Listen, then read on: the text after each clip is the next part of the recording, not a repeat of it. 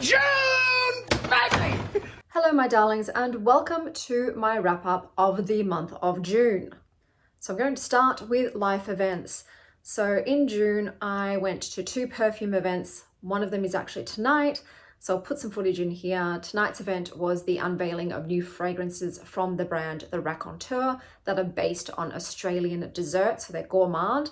So that's what I'm going to this evening. I also went to one earlier this month, which was about creating a wardrobe, so to speak, of scents. So they showcased the different scent types, so woody, gourmand, fruity, floral, green, and gave examples of scents within those categories, and then likened those scents to different articles of clothing. So for instance, earthy ones would be likened to shoes. I did go on a date this month. Turned out it was with an incel, like legitimately incel. I spoke about it on my book channel vlog, but yes, that was unpleasant, and I did bail on the date after 40 minutes because no thank you. I think he kind of forgot that he was actually talking to a woman, so probably should have rethought some of his opinions of women and expressing them, but I don't think he's very self-aware. So that was not a great date. I then went to a witch market with my mum, which was really fantastic. Oh my God, I wish I had a whole lot of, spending money to just spend frivolously, because there was some beautiful items there. And it was a delight to see everybody dressed as a witch. And speaking of, my favorite outfit that I wore this month was, well, I love this one too that I'm wearing today, but it was the witchy outfit. But everybody else that went to that event went full out. They went all out on their witch costumes, and it was just so fun to see. I also took my ex-mother-in-law out for her birthday to a fondue chalet in Melbourne. So on the rooftop of the Fed Square, they constructed these little mini cabins and fire pits where we had cheese fondue and chocolate fondue, and it was really fun.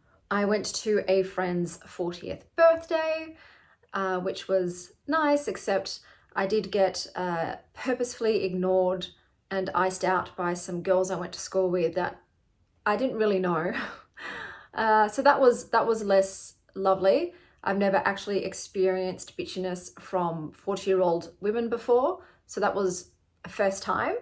But no skin off my nose. Obviously those people are not my people, and their behavior is just a reflection of them. I went to the queer library held at Aesop. So Aesop, the skincare brand, were giving away free queer books to celebrate Pride Month, and I took one home. Onto TV. So I did watch the Murderbot Diaries. The season is still going. It's about a robot that was designed to murder people, but has hijacked its own software and has gone rogue, but found itself protecting a bunch of really annoying humans. He's played by Alexander Skarsgård, which is one of my crushes, and I'm enjoying it. I'm also concurrently reading the series as well. I do like the series a little bit more. It's a bit more fleshed out. I find that the episodes being less than 22 minutes long is very unsatisfying. They're over before you've even gotten very far. So I think they would have been better off having fewer episodes, but 40 minutes at least in length. But I'm going to continue on with that series. I saw a movie with my best friend for her 40th birthday, and that was the film Ballerina. So John Wick, thank God, does make an appearance. He is the best part of the movie. This is fine if you can suspend your disbelief. It was a bit silly. It was a bit unbelievable. Anna is beautiful to look at though, so there's also that. With books, I did read 45 books this month. My favorite cover was A Ghost in the Throat by Diran Nagrifa. I did get 3 5-star books. They were For He Can Creep by Siobhan Carroll, which is about a cat who saves his poet master from the devil himself. It's fantastic. I think you can actually read it for free on the tor.com website as well, or reactormag.com, I think it is now. I also read Rune by Carlos Sanchez, which is a middle grade fantasy novel that has sign language as the form of magic. So it's disability friendly, and it's just beautiful coloring. It's a combination of Studio Ghibli and Adventure Time. The last book was Out on a Limb by Hannah Bonham Young, which is a romance featuring 2 people who have limb differences, And even though it contains tropes that I normally hate, so one night stands, friends to lovers, it was fantastic. It actually won me over. I thought it was a really great book.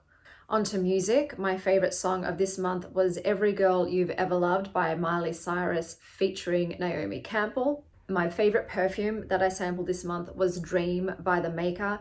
It's a decadent dessert-like daydream wrapped in creamy woods and warm florals. It contains butter, cinnamon, cocoa, magnolia, white sandalwood, caramel, vanilla orchid, vanilla, amber, and vetiver. It's like a warm hug in a velvet bakery. Creamy, spicy floral, and just a little bit dreamy. It's very autumnal to me. Skincare wise, I did really like the chamomile clay mask from Aesop. I forgot how clean clay masks leave your skin feeling, so that was really lovely. Purchases, I bought some books. Some of them are right here, so I'll show you those. So this is An Exorcism, a Photo Romance by Penny Slinger. It contains a lot of nude photography, so I can't really show you a lot of the imagery in this, but it's really gothic and feminine, and it's about owning one's shadow for self-regeneration. So I did really enjoy this. I also bought this book for a Patreon member, but this one came damaged. A Creepy Boss, Rubbery Eggs and Exploding Heads, A Story of Possession by Lex Tipton. So I bought them another copy and then I ended up with this one. I also bought this Like You Never Had Wings, Transformation in Horror. So this is little essays about transformative horror. If there's any other books that I purchased, I will put them up on the screen. Clothes, I did buy some thrifted clothes. This outfit is one of them. I've forgotten the brand. I'll put the name up here of what brand it is. I also found a green jumper. Once again, I'll put the brands down below. I just don't have time to go and model everything today.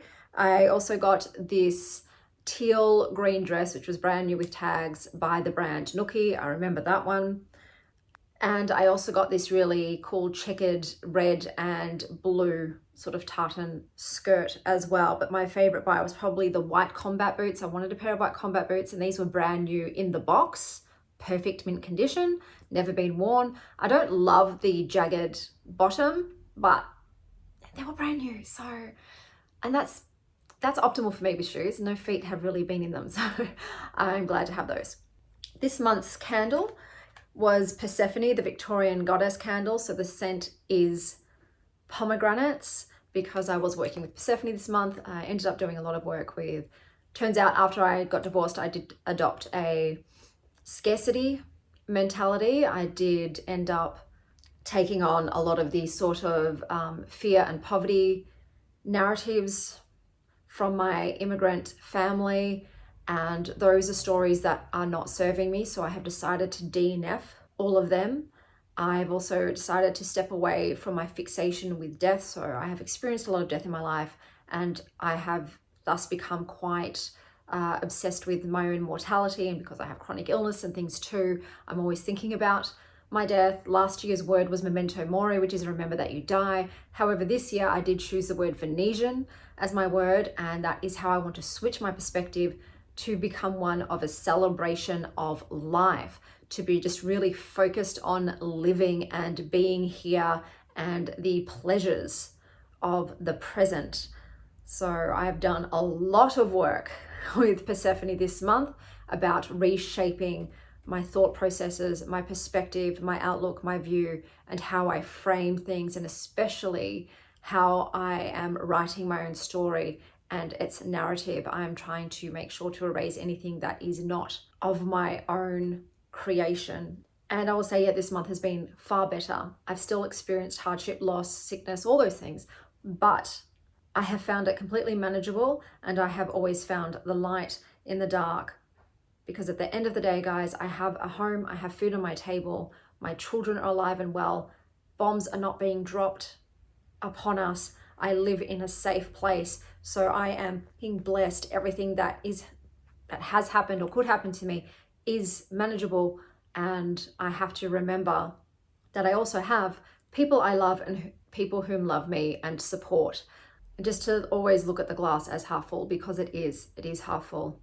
I can always find ways to add more, to make it overflow, so then I can pour into everybody else's cups around me. Because there's the whole thing too, especially with wealth and negative, I guess, connotations associated with being rich. But at the end of the day, if wealth and power and money is in the hands of people who are kind and generous and supportive and who care about their communities and who care about the planet, their wealth only improves the lives of everyone else around them. So here's to all of us being healthy, wealthy, happy, healthy, and wise, and also having an abundance of love. In terms of decks, I did purchase the Botanica Tarot. It came the quality was so bad, the printing, there were leaks, there were scuffs, there were scratches, it was awful quality. And I did return it. They did have a Kickstarter campaign. I was going to back it, but it was very, very expensive. So I thought I'd buy their previous copy, which they sell on Amazon instead. I sent it back. That is really not great quality. I'm hoping their Etsy campaign one is good quality. And then if I'm really into it, after I've seen walkthroughs, I can probably hopefully buy one of the leftover decks. Because I do find that with the Kickstarter campaigns, they do tend to have decks left over for sale. So with certain decks, I just choose to wait until that occurs rather than backing the campaigns. I was also gifted a deck this month, and I purchased a mass market deck this month, which you will see now in my crochet and deck portion of this video. Okay guys, here are some more bags. So my bags all sold out completely. Thank you to everybody who is buying them. I take about 3 hours to make a bag, and because of my eds and stuff, I can only do about an hour of crochet a day, otherwise I risk injury. So I'm pretty much just making about 2 to 3 bags a week.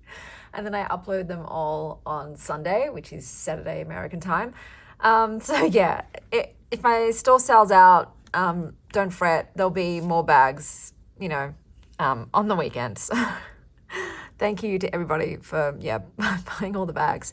I also do have discounts, I forgot to say. So if you buy 2 bags, you get 10%. If you buy 3, you get 12%.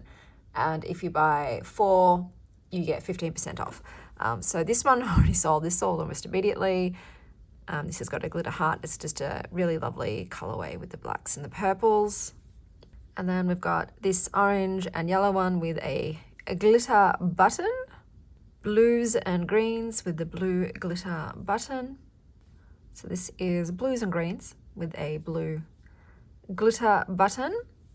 So I did end up changing the button. This was originally the shell button, but it was just annoying me. So this is a blue and purple. This is a wide bag for those longer, for those longer decks. Okay, I forgot to mention too, I'm also selling, some of my indie decks on here that I'm not keeping. So yeah, occasionally I might list a secondhand deck. Well, obviously this isn't secondhand because it's not open, but yeah, I am selling some of my decks as well.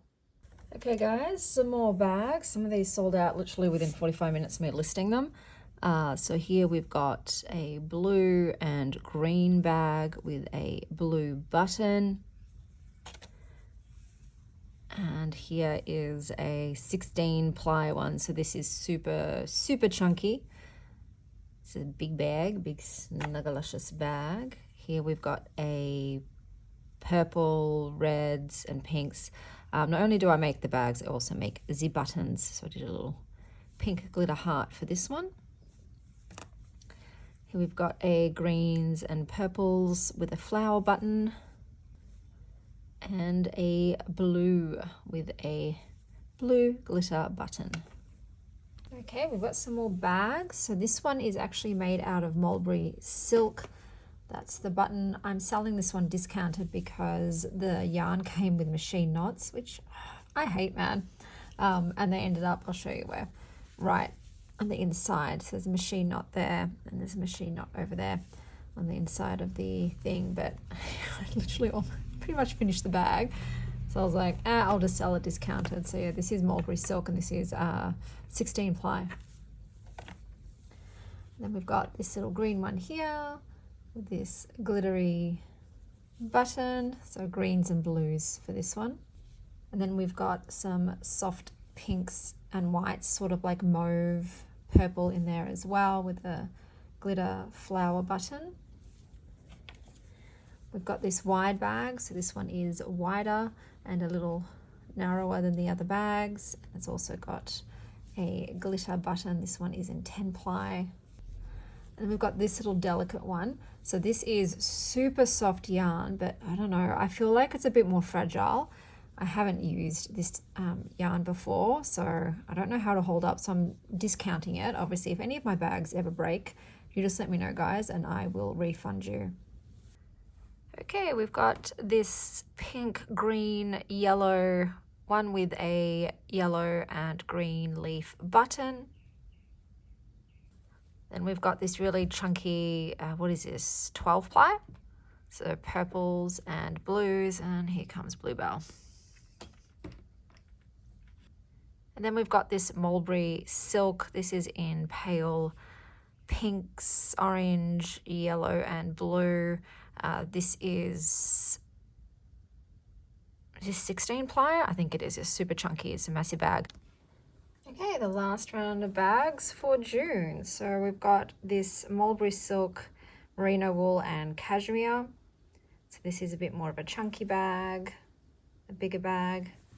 Once again, we've got another merino wool and mulberry silk, chunky bag. This is another chunky. This is 16 ply merino wool. And then we've got an 8 ply merino wool. Okay, so let's look at the decks I got in this month. So the first one is the Dream Song Oracle by Angie Selland's artwork by Maria Oloska. This is the bag I ended up making to go with it. Let's just put that aside. I'm not sure if I'm going to keep this deck. So let's start with the guidebook. It's pretty simple. There's not a lot of write-ups because it's quite big font. You've got an introduction, but there's no, spreads or anything else. It's just the write-ups of the cards. These are the backs. I love the backs, except I hate that they put the serial number on there. I don't, why is that necessary? I don't know. It does ruin it a little bit, but otherwise I do love the backs. It's got gilded edging, which is a little sharp. It's on the sharper side. The cardstock is fine. For a mass market deck, this is absolutely fine. It's a satin. I'd probably be careful though, because I don't think these would snap back if you bent them too much.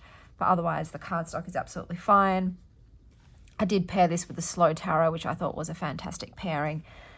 Okay, so we'll start with the positives. I am obsessed with the artwork. I think it's absolutely stunning. It's gorgeous. It's what really sold me on this deck. I like some of the keywords as well. Some of them are a bit more unusual, something a little bit different, and that also very much appealed to me. As a reader, it's fine. I definitely need more than just the Oracle deck on its own. I do have to pair it with something else. I find it's not really enough on its own, and that's bringing me to what I don't like about the deck. So I don't know why, but the guidebook just doesn't do anything for me. It just feels really cold. And it's not that it's written badly, but I don't know what it is. I just don't feel any emotion and warmth from the guidebook. I just feel like I'm just reading words. Sometimes there might be a sentence that stands out. Like, it is very piecemeal-y, the message. It does sometimes feel like just individual sentences strung together rather than a cohesive singular message. But yeah, I am struggling to connect.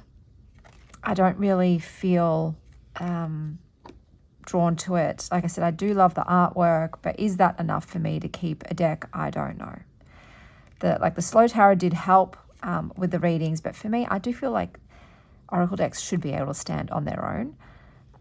But yeah, I'm just obsessed with the artwork style, but I don't know about this one, guys. I got a bit excited by, making a bag straight away, because I sat on this for months. I saw everybody else's walkthroughs and I still kept umming and ahhing. And then I finally decided just to bite the bullet and get it. So yeah, it was kind of disappointing, because I just thought, it would be an instant hit. But like I said, obsessed with the artwork. not so much the deck. I'm going to continue to work with it. I don't rehome decks straight away unless I hate them. Like, I give them a solid couple of months. But for me, to stay in my collection, it needs to be more than just pretty. If it's a mass market deck, like if it's an independent deck, different story. But because it's a mass market, I don't feel like, oh, I have to absolutely keep this in my collection. So yeah, this one I'm uncertain about, let's just say. Okay, so the next deck was gifted to me. So these are the backs. I think they're fine. I don't think they're anything amazing. I did end up edging mine in black. This was gifted to me. So this is the Mysteries of the Black Madonna Tarot. I think I've paired it with my, oh my God, I forgot the name of my own deck. I will link, put a card up in the corner of which one of my decks is it. Oh, that's hilarious. Goodness gracious, Chanel. But yeah, I paired it with one of my Oracle decks. This one is on Make Plain Cards. So I think I erroneously said that this was an out-of-print deck. I group all of my decks under like OOP. So some of them, as in the unicorn decks, some of them are out of print and some of them are just out of my price range. So those are my unicorn decks. I'm aware that this is still in print, but I believe that the price to get one of these shipped here is like over $300. For me, the maximum amount I will ever pay for a deck would be $200. I would not go over that amount. So this was just a deck that was just way too expensive to get here. And I got blessed that one of my beautiful viewers who bought some crochet bags from me said, hey, I have this deck. I'd be happy to pass it on to you. So I believe Shell did modify it. I think they trimmed it down. And I was just like, yeah, man, that would be amazing. That's insane. I never thought I would actually have this deck. So I was really happy to receive it. It was a beautiful gift. Now, the deck itself, it's definitely, I know it's a tarot. It doesn't feel like a tarot to me. So it is based on the Black Madonnas, and these are actual physical. Do you call these dioramas? Tell me what this is actually called. I don't feel like it's a diorama. I feel like it's a something box, or this picture box maybe. There's a term for these. So these are physical creations that the creator made and then photographed. And the theme of the deck is Black Madonnas. It's definitely very heavy with its own gnosis and lore and mythology. So it doesn't just reference Black Madonnas. In the guidebook write-ups, other deities are also featured in the cards. It's definitely not a deck for people who are learning the tarot, because I personally just don't see a lot of the correlations between what you would call the typical RWS tarot.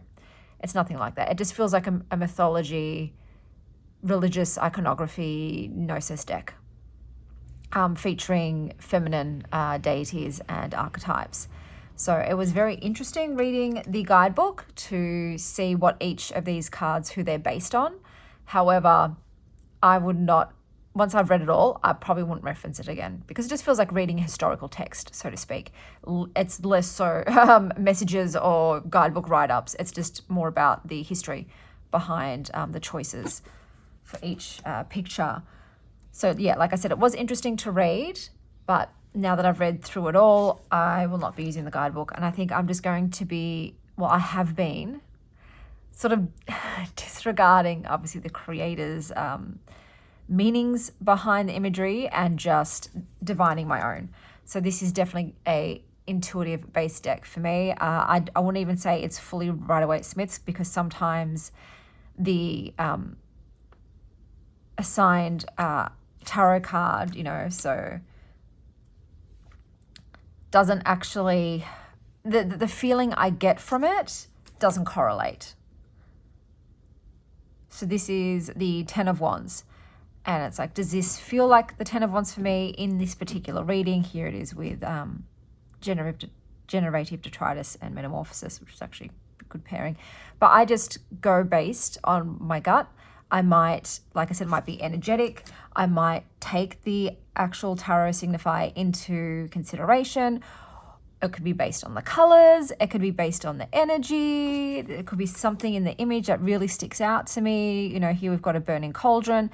It all depends on what I've paired it with as well. So this is not a deck I use on its own. It just does not work for me on its own. I do have to pair it with something, and I tend to end up assigning meaning to these cards kind of influenced by what this card is. You know, so it's, I don't know, it's a very interesting deck, so to speak, and it took a while for me to not just get into the hang of it, but to find a way to work with it that was working for me, that was usable. I hope that has not been in the shot the whole time. I think the images are stunning. I absolutely love the art in this. I like the rose petal, even though it does clump a bit, but I can forgive that. I think some of the images are better lit than others. So there are some that are quite dark, and it makes it harder to see all of the elements that are in the picture, which is a shame because, like I said, it's so beautiful and you kind of want to see clearly. So some of these images do feel a bit fuzzy and like low res, you know, darker lighting, and it would have been great if they had all been a bit brighter and had more clarity. But otherwise, I'm just thrilled. I do like it. It's got, like I said, its own way of being used, and it's been really fun discovering how I can make it work for me. I did love these two together. I thought they spoke really well to each other. And like I said, the Oracle did help me clarify a lot of the meanings more. But yeah, this was just a beautiful, unexpected gift. And I've had, you know, a lovely time playing with it. So yeah, these were the 2 decks that came into my collection this month. That's everything for the month of June. Until next time, stay wild, Star Child.